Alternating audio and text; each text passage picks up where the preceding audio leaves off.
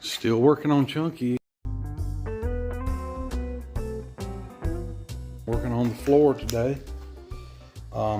With this wire brush, I was able to get this little section clean just to compare how clean it is compared to this. You may remember from the last video, this area right here was pitted and had a lot of rust chips. I'm going to do the rest of the bad spots of the floor with this brush, this wire wheel brush. And when I finish, I'm going to clean everything up really good and paint. Probably with a brush, something real thick, some kind of rust preventive paint. I got a call yesterday, said my transmission is already ready. I'm surprised. This is a big difference from getting my engine back to my transmission. The engine was supposed to take a month or two. It ended up taking 5 months. The transmission, they said a week or two, and it was like 5 days. So that's excellent. Happy to get that back. All right, the transmission's in. We're headed back home, hour drive. So he said that with this, I would use a Type F fluid, of course, and that I need to put in about 4.5 quarts to begin with. And then when I start the vehicle, just immediately pour in the next 4. And then from there, you'll just check it, top it off. All right, guys, I put a patch in right here. Covered it with some fiberglass. There are a couple pits here, pits, few pits. I did a patch in 3 places here, and the rest of that's just pits. So I'm about to sand that. I'm gonna clean it,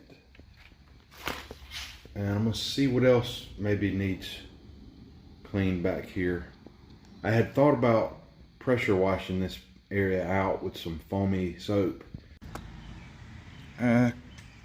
So I decided this van is just so filthy on the inside. I need to get a good look at what's really going on back here and where the rust coat type of paint actually needs to go and where it doesn't.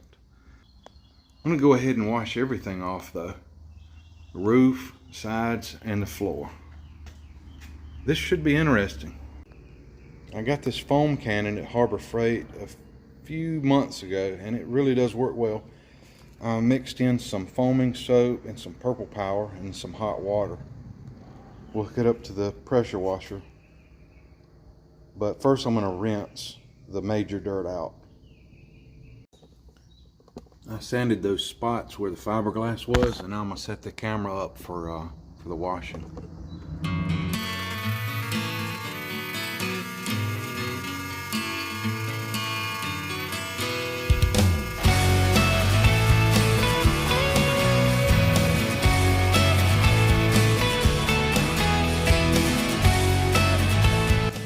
Alright, everything's been washed twice now. So I'm going to get some compressed air and shoot in all these little nooks where water might be hiding.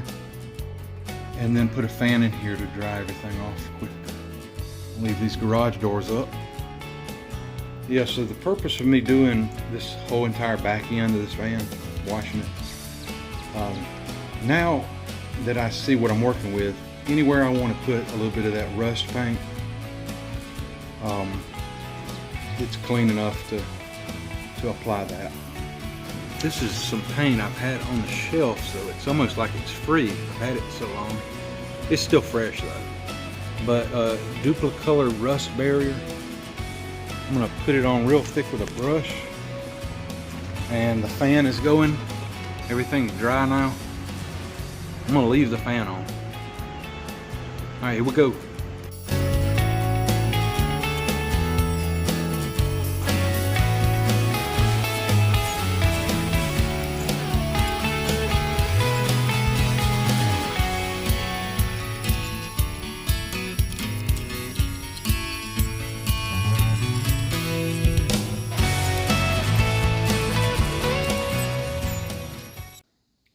With a new engine, and a newly rebuilt transmission, new brakes, a clean gas tank, we are super close to being able to fire this thing up. The only things, like major things, are the cooling system, the wiring, and then the fuel system to, the intake and exhaust manifolds, which I've somewhat got some plans for that. You'll have to stay tuned for more on that. So if you're not subscribed, now's a good time to do that. We're about to have some exciting episodes coming up. The next video you see will be of a trip to Carlisle, Pennsylvania, the all GM Nationals. And the first generation Monte Carlo Club will be in attendance there.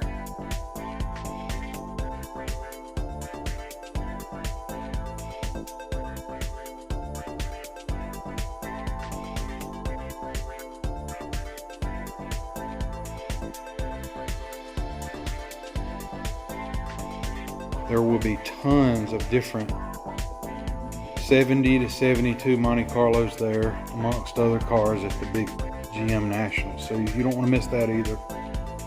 I think the next 2 or 3 videos will be of my experience with that. So check that out. Thank you all for watching. Thank you for all your comments and your likes over the past year and a half that I've been doing this. It's been a lot of fun, so we'll just keep going.